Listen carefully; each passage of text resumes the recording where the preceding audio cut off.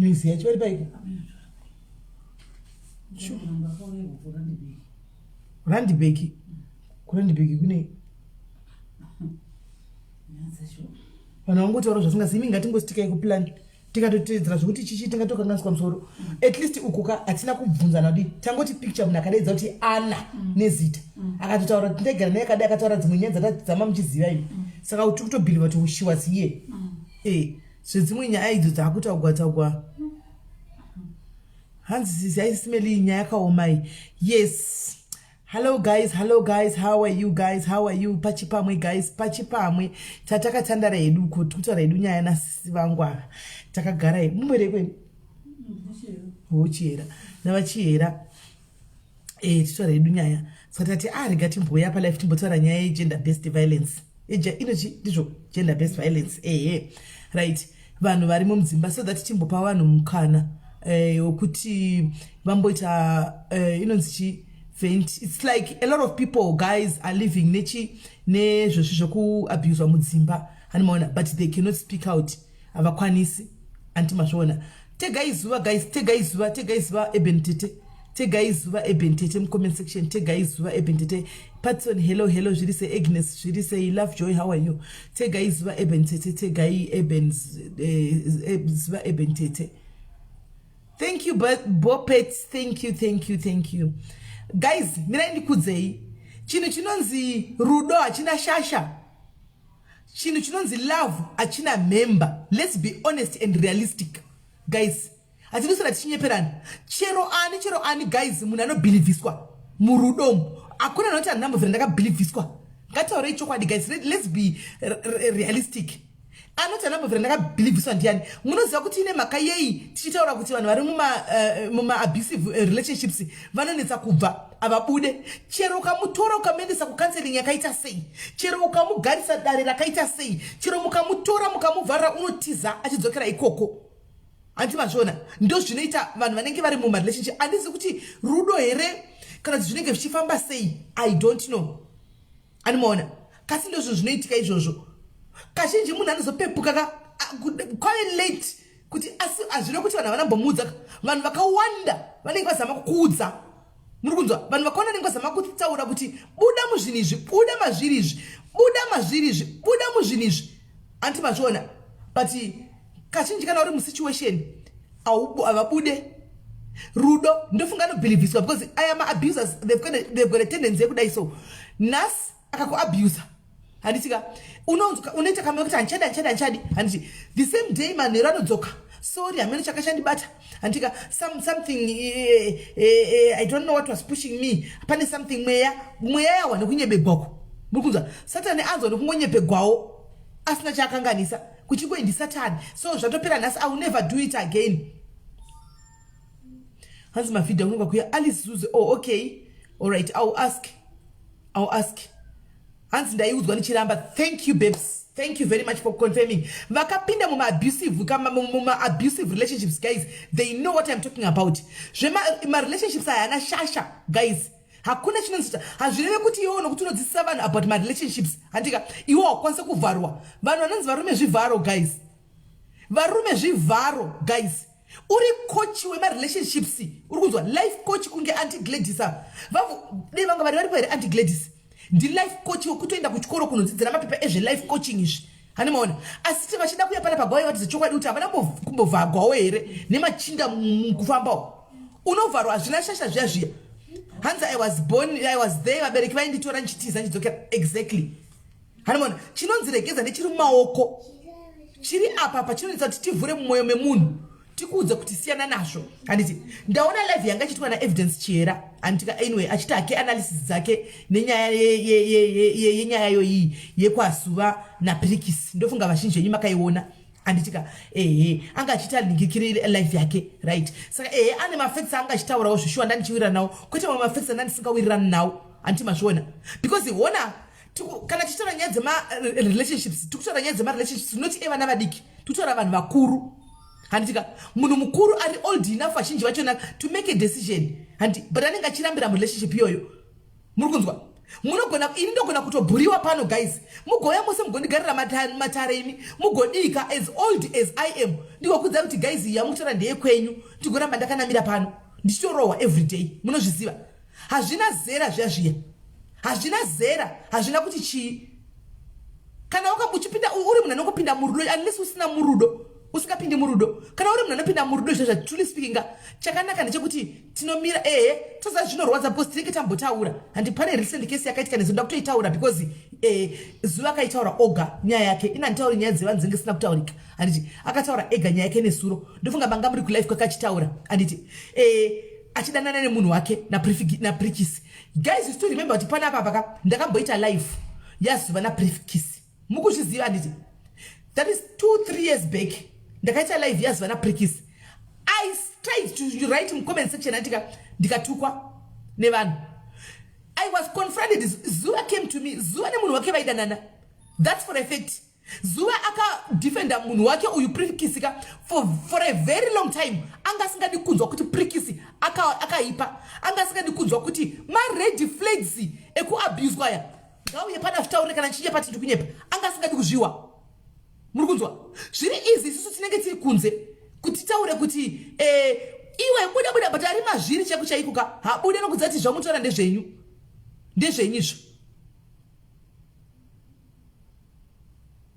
ndezvenyu thank you Ritabile right saka zvadaro papa handitika pane I don't know how it came out handizivi munoza guys zvakafanana mira nditaure nchidai so zvakafanana nekuti ndoti kudiko zvakafanana nekuti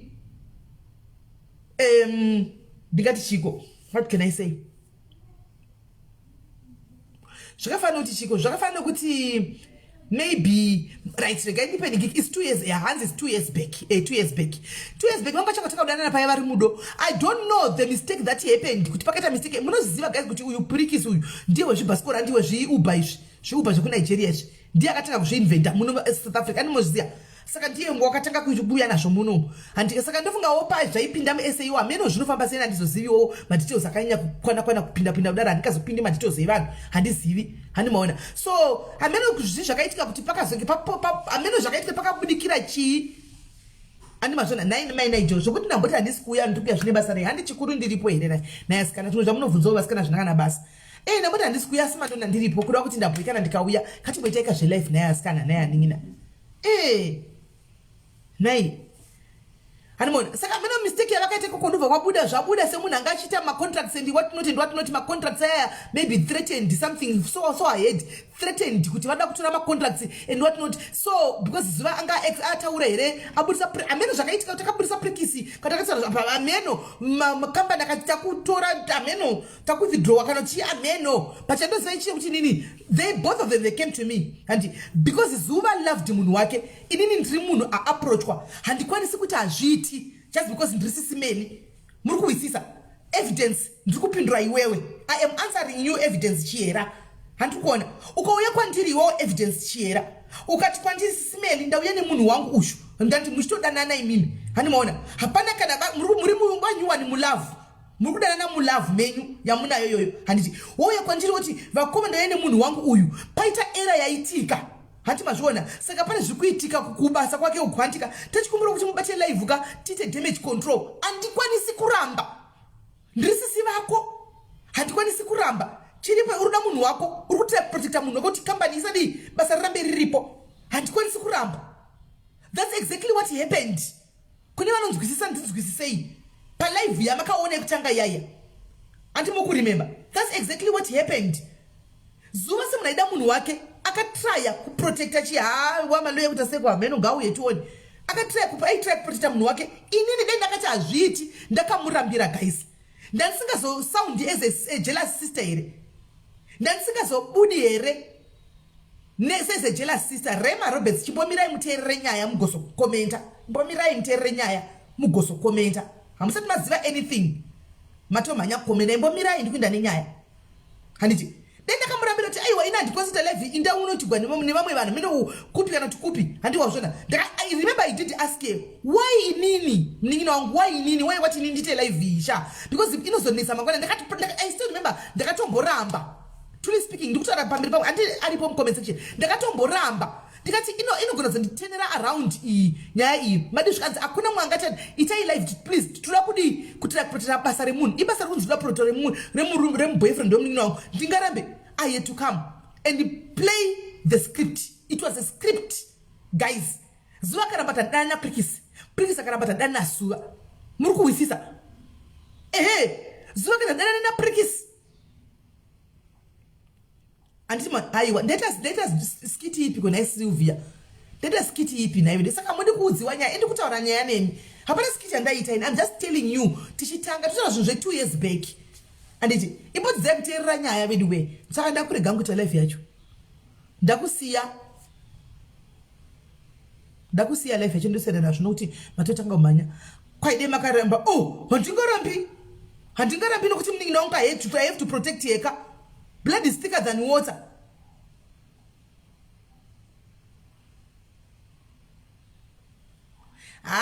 Guys, inini ndakuinja azvibetseri guys. Kudzilana vanhu vasingawisisi kunonetsa. Handitika umwewo uyoyo. Handitika totkanzi what was the point of doing protector abuser. Asi ndatombopedza kana nyaya. Matokudhaja kudhara, matopedza nyaya sendatomboenda kana kupi. I'm still explaining. Matove busy. Saka enda kusiya ndoenda kunyaya yedu imwe. Nokuti namusi kuda kuhwa nyaya yacho chaiyo kuti chitera tokana chikuza listening is a school chimbotanga ini ndidapedza kutaura nyaya mozokomenta manzwa nyaya yese apa pana chamanzwa hapana kana chamanzwa muri kuzosendera kuti pakaita live handika chete imi matotanga kuti mungade maka abuser I'm telling you guys kuti that time these people were vangachangosangana vangachangotanga kudanana ipapo and time yaya ndo vangachitanga kudanana andi muri kuzwisisa listen and listen good patakaya pala ipepe vanga vasina kana 6 months vatanga kudanana vanga vasina tombodanana zve 6 months chaizvo vanga vasina handi muri kunzwa panga pasina kana any abuse yaivepo vanhu vanga vachiri murudo ava vachiri mu3rd heaven hapana kana kanga atomboona kana any sign of abusiveness or anything hapana. Truly speaking guys, hapana vanhu vari murudo ava. Paita era chite panyaya dzokuti hamene zvakaitika handika saka and akwanzi 10 of the comment section then chida kuti vanhu vakomento vasinuka but kuteerera kwakanaka mozokomenta zvindapedza handiti maona. Saka vari murudo guys, vanhu vari kufamba vari murudo, vari kunakirwa vari murudo, vari kuita sei hani maona. Paita zviera zvavo kusaidi kwavo vauya vatiwo chiyai mudai so mutitiro damage control ndapinda hapana tokuti panga pave neabuse kana kuti kudii zvinhu zve2 years back izvi zvelife right. Taita paipa tauya iscript kai yatanyora pasi handiti tauya taita script paipa indatozama kutomirawo semunhu akanga ari player role handimona ndo inonzi acting kana muchinda pageneration paskimisa paipa ukapiwa role yokuti upinda kunokisana nababa vaka unozonovakisa cheko zvekuti unofanira kutoconvince society and audience kuti munhu tiri kudanana pachi exactly handika ndikaplayawo ndikaplaya role yangu ndapinda pabasa handika ndikaplaya role yangu zvikafambawo tikaitawo damage control munhu ana kuzodiwa kurasigwa necontract yake. Ndo madananiro navaita andi muri kuisa ndo madananiro navaita iwayo right. Gore rakapera shuwa kuti dzva hapana kana any sign of abuse yatakaona kana kuti yandakanzwa in fact handingati kuona hangu inokuti indogara kure hani muri kuisisa ndogara kure yandakanzwa hapana. Vanhu vaive murudo ndaingoona maruva vachidana vachitumirana maruva vachiita zvinhu zvese vachidii vachifara vachiva nemulavhu vachidii atikati zvinhu zvatonaka zvezvi hani maona zvinhu zvanaka hani mazviona hapachadaiziva. Gore rapera ivi muri kundinzwa chiteererai munzwe vana jaji Judy chizita chai gore rapera iro riri not long kunana August gore rapera munana August apa handiti that's when pandakafanirwa nenina wangu handitika achitaura kuti sisi munoziva ndobvatara incident yekuti mufungika munhu akauya akadhakwa akandisa futi chi achinita nzeye chameno zvaingotaura meno nyaya dzavo hanoona akandisa futi. Gore rapera iro rimwe naAugust September ndo pandakajamba inini andiudza ndikati ndakabva ndakakuda kutochihwisisa because randiwa dzokubvunza zvinhu zvisiri zvangu hani maona handibvunzi zvinhu zvisinei neni zvisiri zvangu ndo pandakada kubva ndashaka kubvunza kuti iwe relationship yenyu iri sei gore rapera apa muna August go iri sei akati tiri raitiwo but pane zvinhu zvokuti munhu anenge achengera munhu wake achidini akutanga kutaura handimaona ndikati but iyi yefuti zuva uita zvokutamba nefuti kodei wakadhonzerwa unozati ndo red flag here ndosanonina wangai inozi kuwade kuchisiya handimaona ndo panotanga kutaura nemunhu chimudza chisiyaka munhu ari murudo handimaona anokuza kuti sure sisinda kuda tosiya nokuti chokwadika kodei akadei ndisina kumuoverpower dei ndakaregedzegwa futi handikati buda please buda takatotaura chibuda siyana nazvo buda inotora peace order handimaona hashuwa ndinozviita ini tiri kutaura ndiri pafoni tiri kunoku iye anenge ari kumba kwake handitika ndozobvunzawo after some time wakazobuda here takazogadzisana iwe uri kuona ndima red flags here ai usitambe nefutika iwe futa tichitanda iwe ifutika iyi ifuta tichitanda ichi buda siya hado makambona kuti kana ukatotaka kuti utaure zvenyaya iyoyo kana vagadzisana vanhu unoita kunge kutonetsa unotora ngo uchatomboita kunonzi kudii kuignora kana kuita ngacho uchatoblokiwa kuti hauchafangi kuzvitaura izvinhu izvi nokuti vanenge vachidanana kuti ngo unotoblokiwa kunzi usataure nezveizvizvi handimaona nokuti munhu tiri kudanana ndo kune vanhu vakapinda musituation kana kuti vane vanhu vane vanin'ina kana hama dzakapinda musituation ka guys be my witness hamuna here kumbozama kuti museparate vanhu ingwari muchezoona kuti apa pane zviri kuitika apa dairai uyu ndeuya uya munhu wenyu uyai muchezoona kuti pane zviri kuitika apa but anogona tokana tokumbokuavoida kuti musataura nezvenyaya iyoyo unoita kunge ndiwo tokanganisa rudo rwavo kana kuti kunge ndiwo uri kuita muroyi panyaya dzakadai I tried you but unopesera kuita sokuti ayo nini ungambesa zona sezvisiri izvo hanoona kuti asisanga kuita godoneni kana kudi woti chirega ndichingota sandinyarara nokuti ndazamawo asi hapana. I'm so happy kuti akazoona oga hakuna munhu and not kuti only Mika zuva ane best bomber friend handika inomira naye through thick and thin ikazama kutoti asi munhu kana ari murudo we've way ma abusers aya ane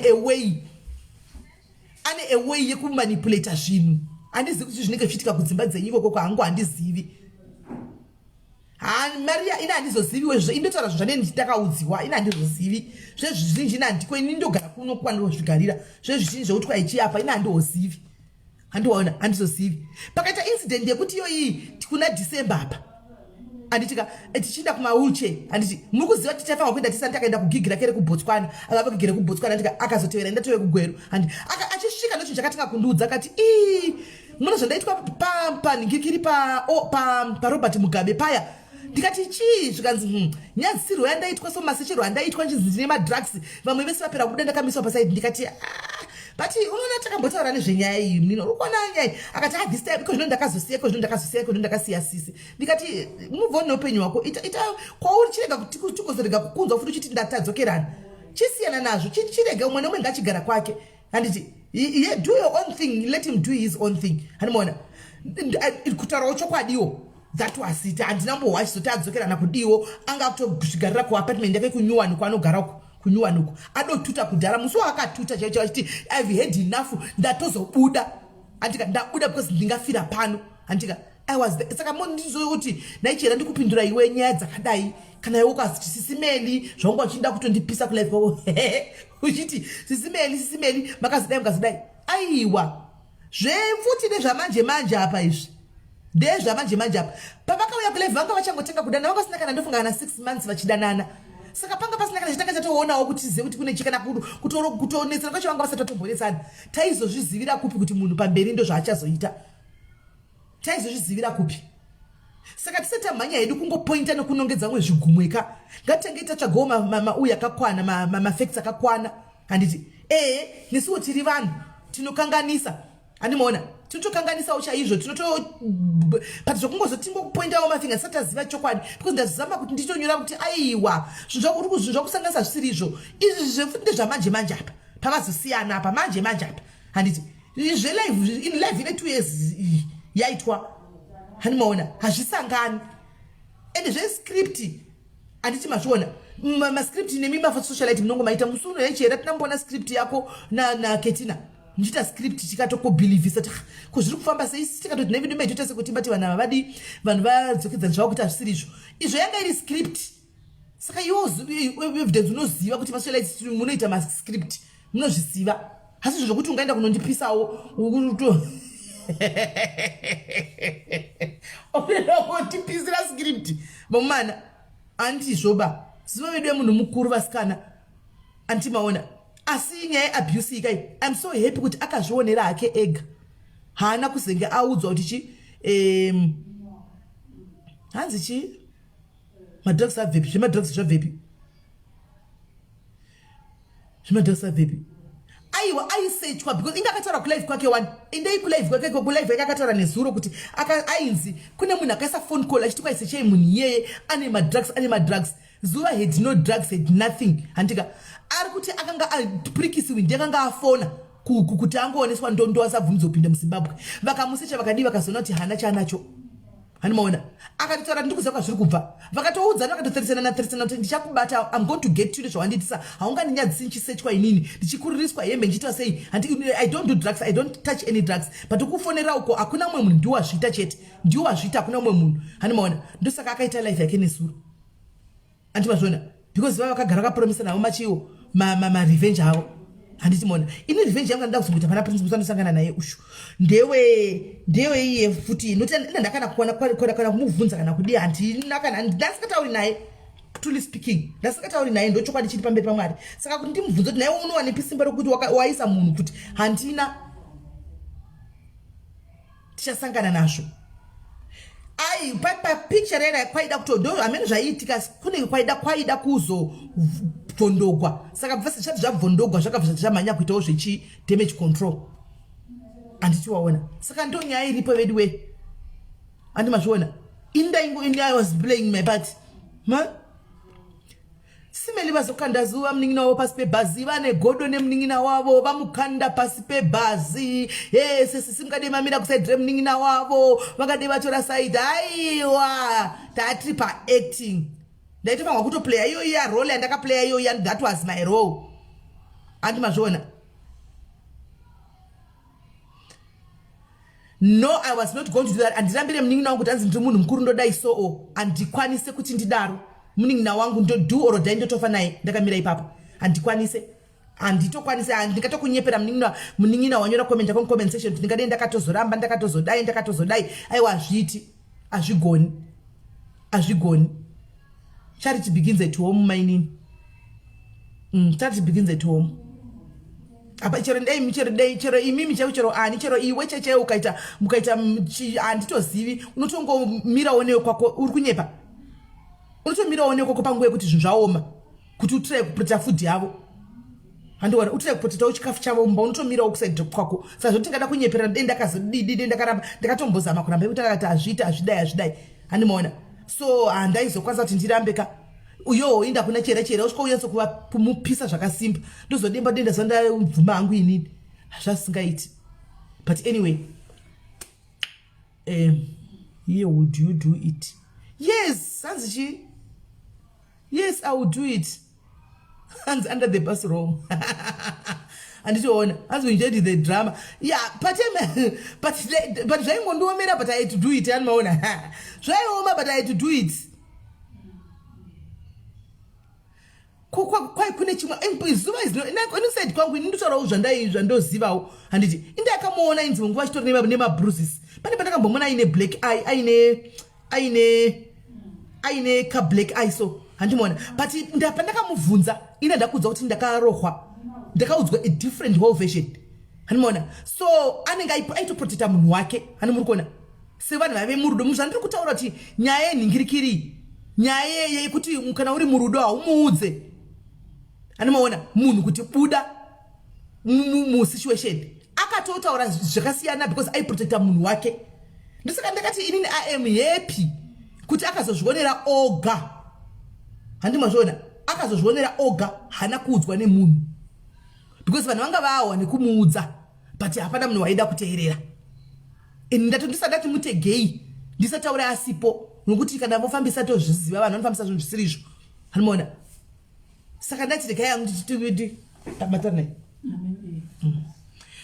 kuti nditaure zvipere asi zvisinei guys, this can be another this inogona kuita script but zvakwamuri indi utopindirawo hangu zvandationa chera achitaura ndasina ngokuti rega ndidarike nekuso ndivanoona chera hangu ndiona katanga kutoti tekiteke womunhu saka ndatomuudza kana ndikunoitawo yangu uchipedza yakowo saka ndauyazve asi haisi script zve because I had not planned kuti ndite nezvelife yekutaura nezvasuva anyway kuti abuse kana kudii but anyway ini nyaya yangu yakamira yakadai so guys anditika ini nyangu andizviriko inogona kuve another but andizivi but ndogona kuve ndikutotaura kudai so kuti munhu anenge achinaitaka mangwana futika ukazomuona futi animaona uvo vave vesezve